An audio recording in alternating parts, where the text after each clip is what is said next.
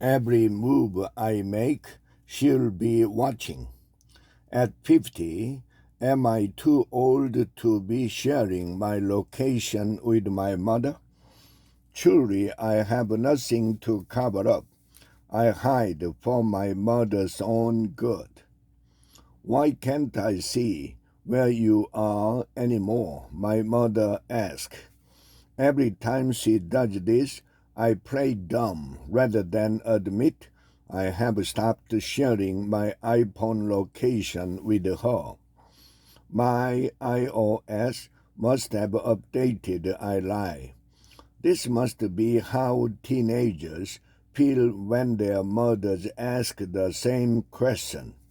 Except I'm not a teenager, I'm 50. Oh, well, could you fix it? She said. Sure, Mom. And I turned location sharing back on again. I first allowed my mother to track me when my husband drew and I used to drive across the country.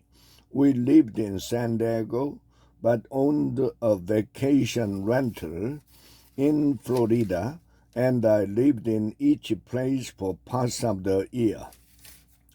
Sharing my location began as a safety measure.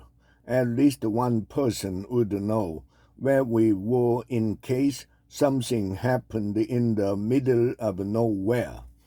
By following our daily progress, my mother would gain peace of mind.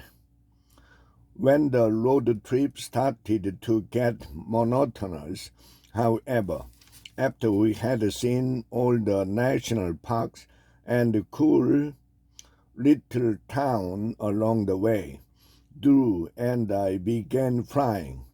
With no more cross-country tracks, the pragmatic need to share my location disappeared. But it was too late. My mother had developed an expectation of my visibility. Since then, we've established a routine. I stopped sharing my location. She called to investigate. Then I feel guilty and start sharing again. The need I feel to draw this boundary is not about privacy.